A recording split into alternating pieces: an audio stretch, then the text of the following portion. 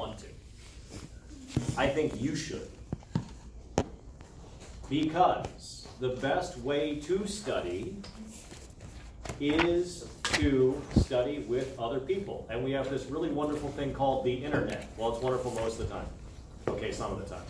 Okay, some, it just sucks. But whatever. It means that I'm going to post a blank page on Canvas, and you guys will fill in the study guide for the exam. Because the actual act of filling it in helps you do better. And the act of reading through what other people have done and go, really, they think that? Shoot, I should study that too. That will help you do better, okay? If I just give you a study guide,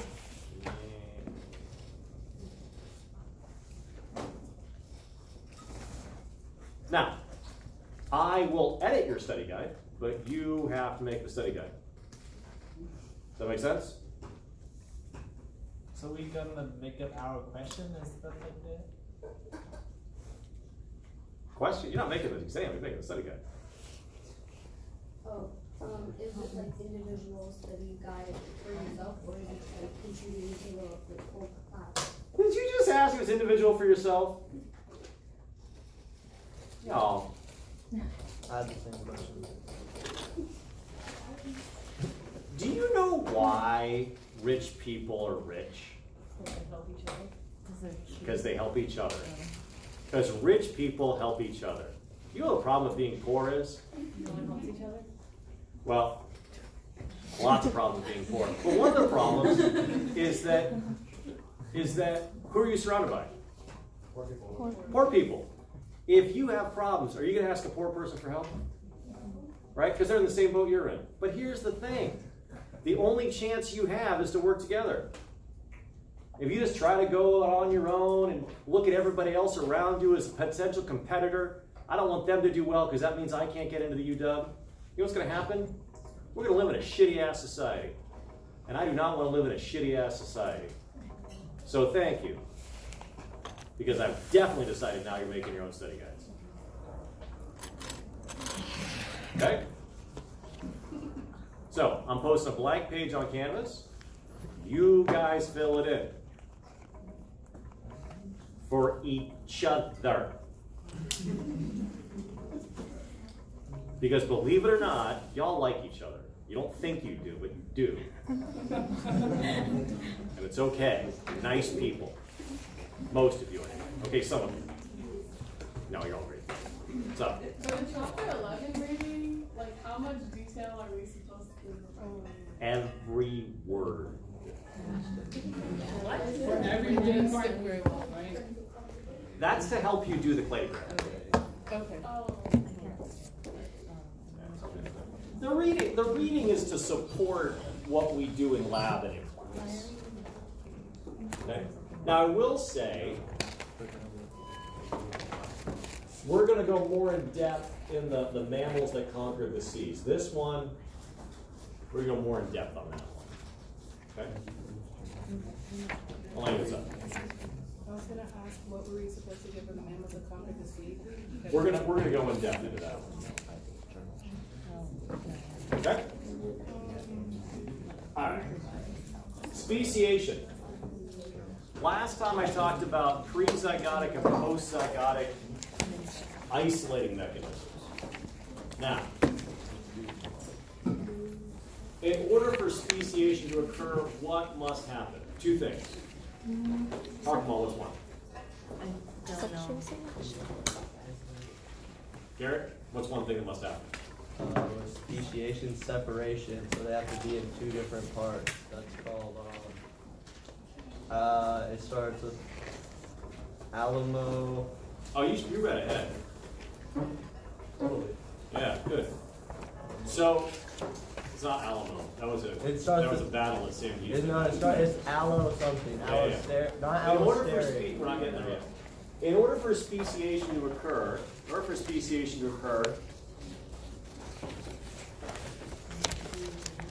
we must have reproductive isolation.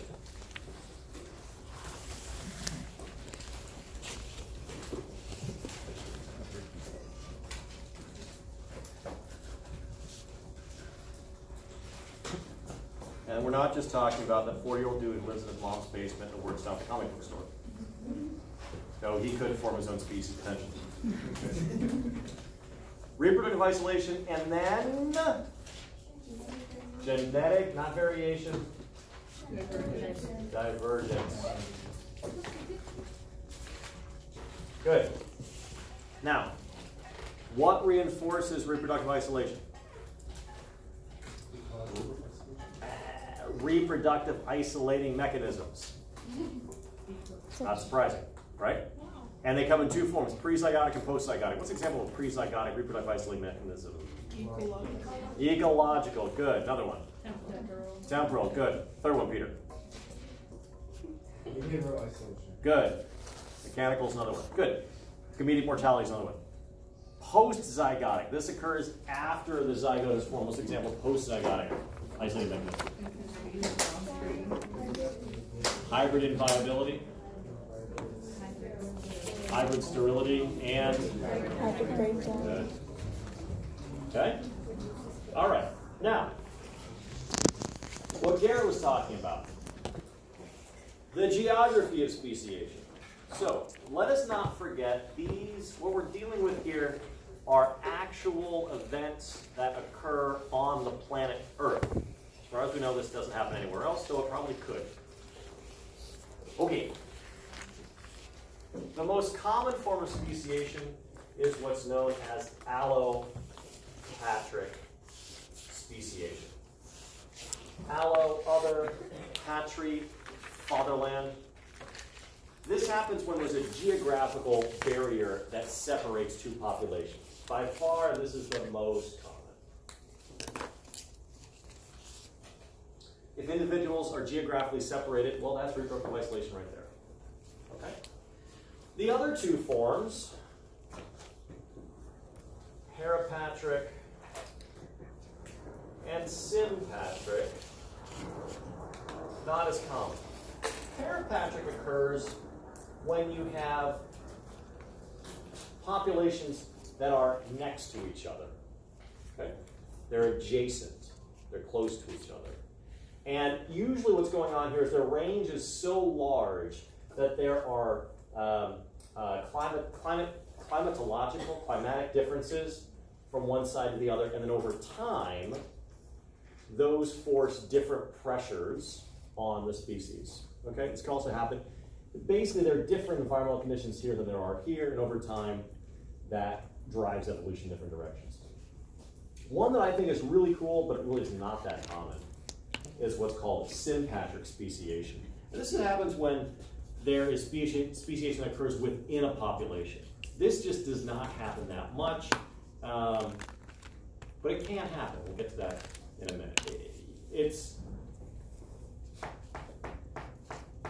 This has to do with a concept we're going to get into later on in the quarter, niches. Niches, right? So even though they're within the same geographic area, usually what's going on is part of the population starts using a different niche, has a different lifestyle, a different way of going about getting food, avoiding predators, mating, whatever that is. And so that causes that reproductive isolation. But the most common, allopathic speciation. Here's kind of an example of how this would work. You can imagine you've got a population that's extended throughout a range. Something causes a break in that population, a geographic break. It could be a glacier.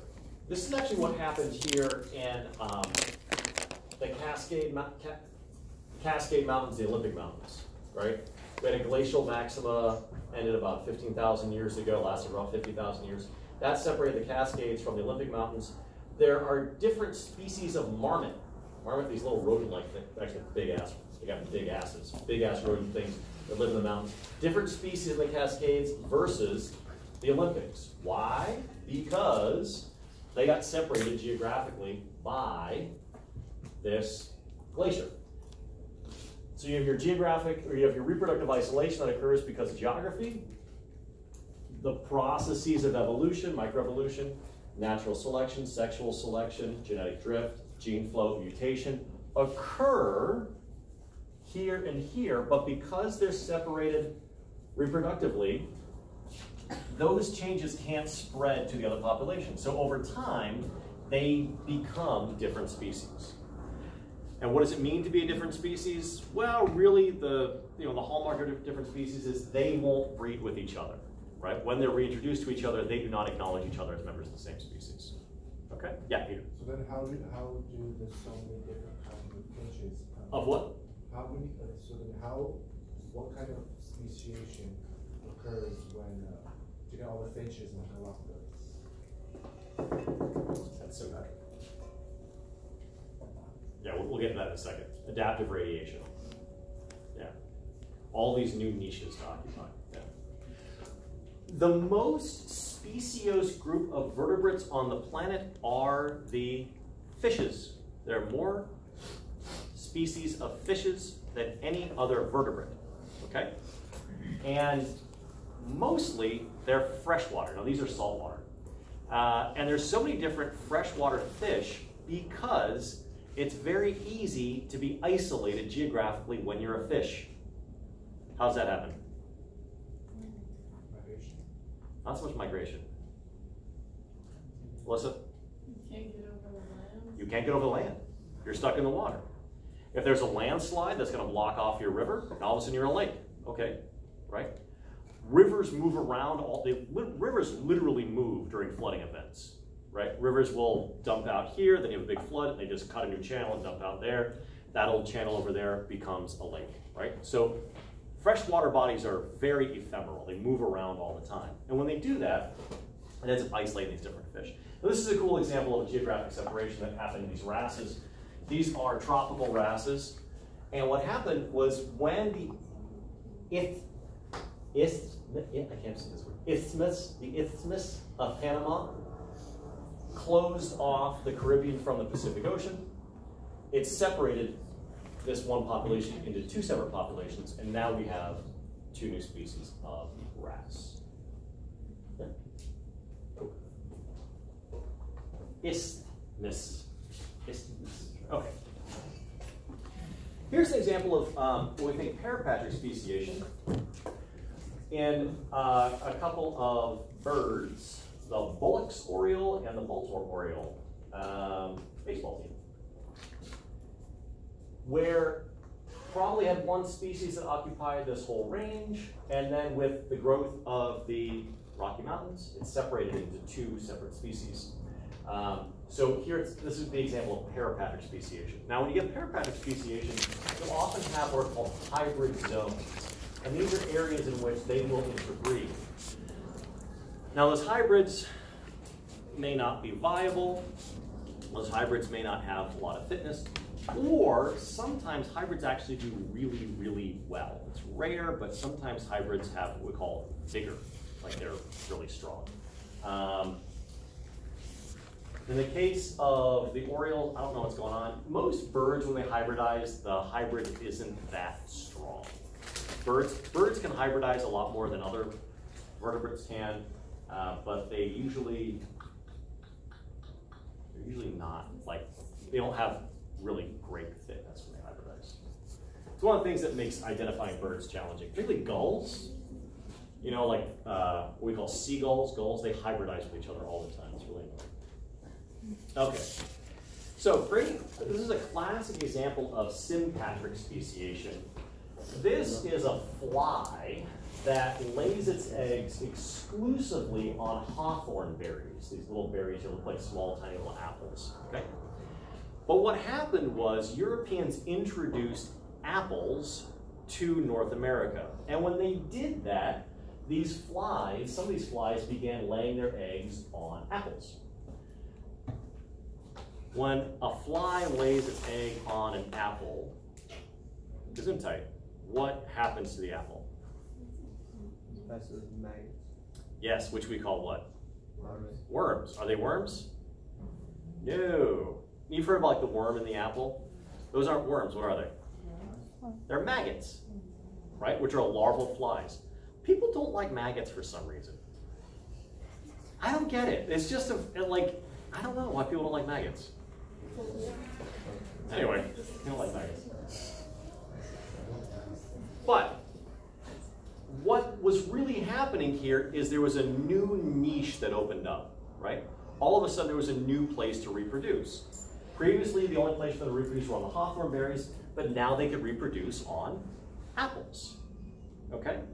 So by creating a new niche, a new environment for them to reproduce, they were able to isolate themselves.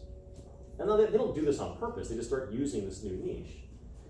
And as they use that, they become isolated from the rest of the population, and then that leads to speciation.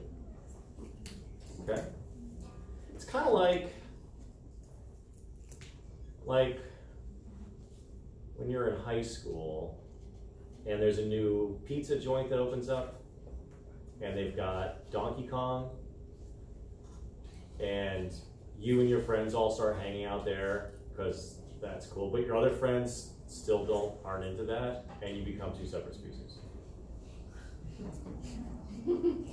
Me? So other bees still have ability to interpret when? Not anymore. No. No, so what happened is they became isolated. They were no longer interbreeding with the other population, and they became their own species. Yep. Questions? Okay. So, there are a couple other ways that this genetic divergence can occur.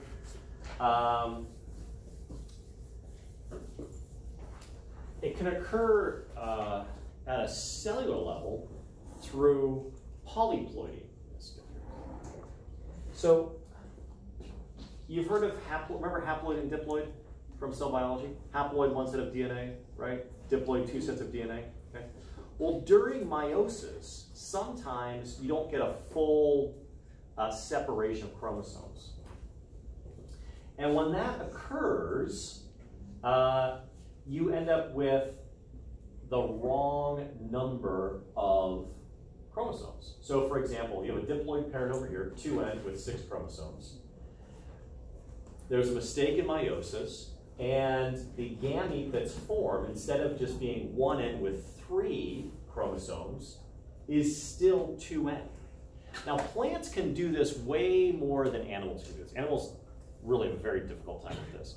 But plants, because they're structurally more simple, the extra chromosomes doesn't mess them up that much. So what ends up happening is, and the other thing they can do is plants can self-fertilize. Most animals can't do this. Do you know what I mean by self-fertilize? Most plants are hermaphrodites. They've got both the male bits and the female bits. So they can actually have sex with themselves, right? Yeah? How does that work with talking about how you need to mate with other people? Remember the spectrum. Remember the spectrum, right? The worst thing is no reproduction, right? After that, cloning yourself, it's still not good. After that is sex with yourself. So it's better than cloning, it's better than not reproducing at all, but it's not as good as sex with strangers, okay? So plants will do it under duress, under non-ideal circumstances, because it's still reproduction. They're still engaging in meiosis, they're still shuffling their genes, creating a certain amount of genetic variability, and the most important thing is the population is still growing. Population is still growing. So it's not ideal, but excellent question for me. Okay.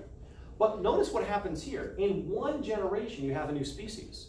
This previous species has 6 chromosomes, or sorry, this previous plant has 6 chromosomes, this plant has 12.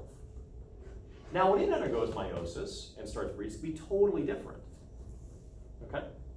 So instantaneous speciation, because you've created this reproductive isolation and genetic divergence at the same time. Not true? No. This is also why, by the way, the organism with the most chromosomes is a small flower in Japan. There are ferns in India with thousands of chromosomes. And it's because of this. Isn't that nuts? Yeah. So when you say it has reproductive isolation? It now has 12 chromosomes. All the other plants that are like it only have 6 chromosomes. Would die? What's that? I mean, No, because it can reproduce with itself. Another one of the benefits of being able to have sex with yourself. so this can There's always someone around. so the chromosomes will not cannot mate with the 6 chromosomes. Wrong number of chromosomes. Yeah, that crazy.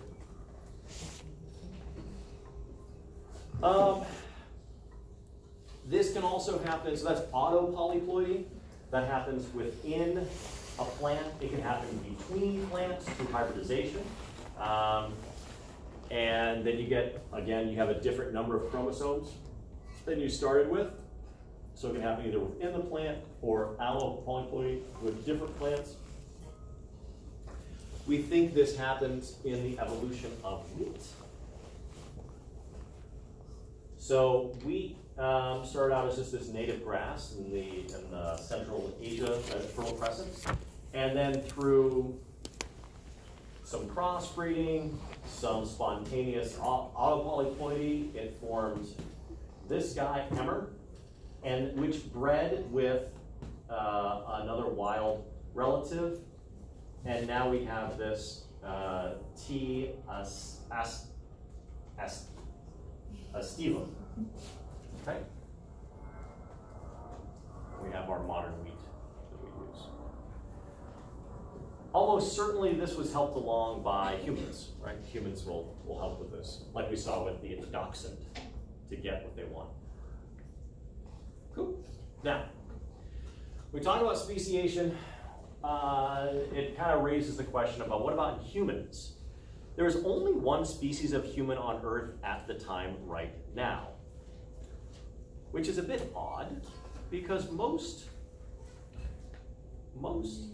genera have multiple species. Only have one is a bit strange. It's not unheard of. We also only have one genera as well, which is also strange.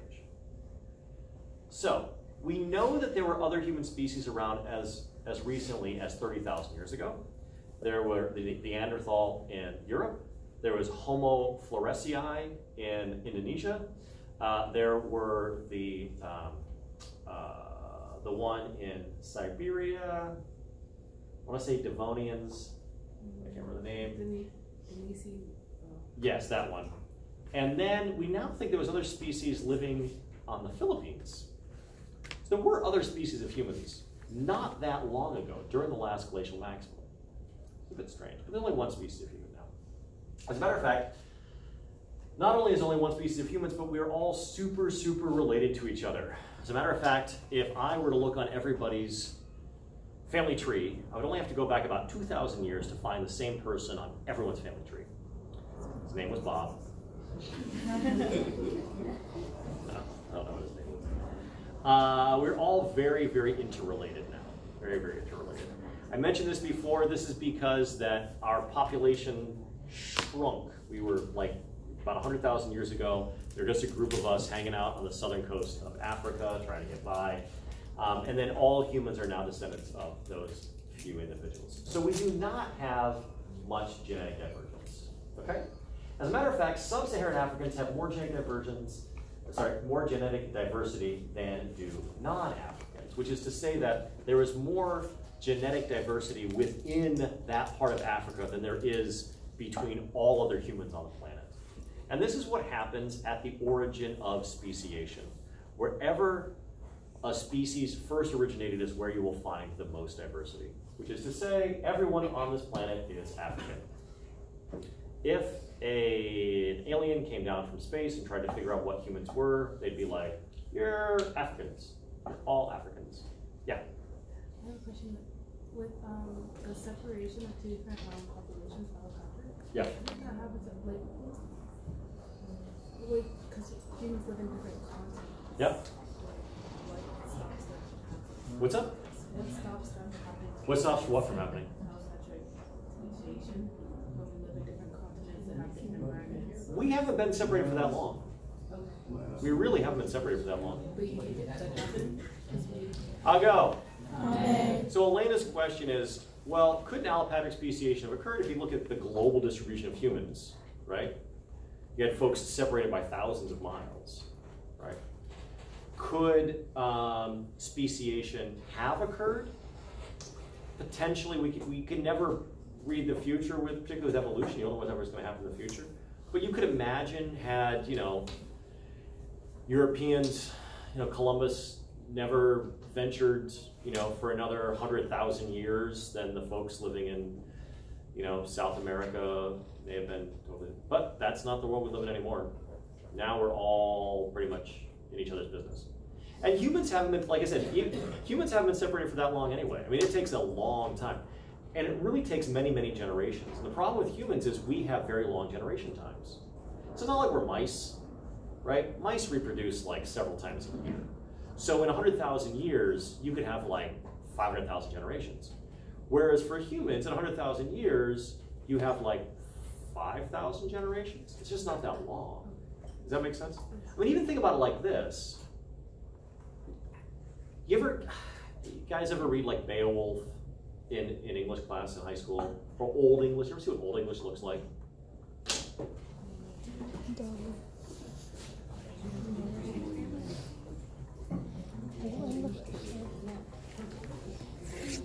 Beowulf.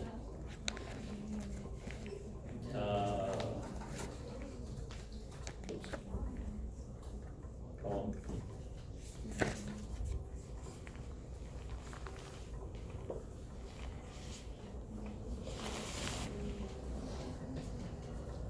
To him and Her was forward born a son in his halls, whom heaven sent in favor of the folk feeling their woe. That erst they had lacked an earl for lead. Do you recognize this language? Yeah, I mean you can like make your way through it, right? Okay. That's only 50 generations. Right? That's not that long ago. I mean, that's 1,000 years ago. And the language has changed that much. See what I'm saying? So some things change very rapidly. To actually get like biological evolution to occur takes a long, long time. And it's less likely to happen now because we all can travel more. Yeah, exactly. Yeah, because we're all interacting and relating with each other. And most importantly, we are not just no. What does it have to? What has to happen? What has to happen for speciation to occur? Isolation. What is not happening anymore? We're all getting on with each other. We're all making babies, right? Across the world. Okay? And so that keeps that from happening. And you know, the differences that we see, you know, physically in other humans around the world, that has to do with two things. It has to do with natural selection, right? Skin color is a big one here. If your ancestors came from a tropical part of the world, you've got dark skin. Otherwise, your people would have gotten cancer and died.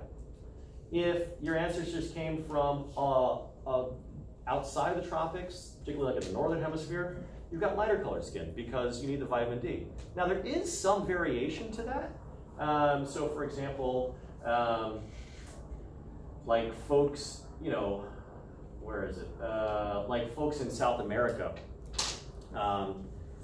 Some of those folks live in areas without a lot of sunlight, but they still have dark skin. Or you see this with hair as well, whether or not you have facial hair or body hair.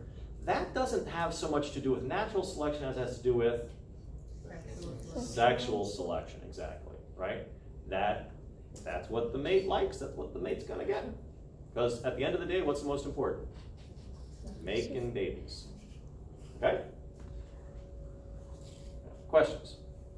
Yeah. So how many generations roughly does it take for speciation to occur? Totally depends. On the It's species? really bizarre. Yep. Okay. Depends on the species, depends on a lot of things. You know, for example, you guys know what horseshoe crabs are?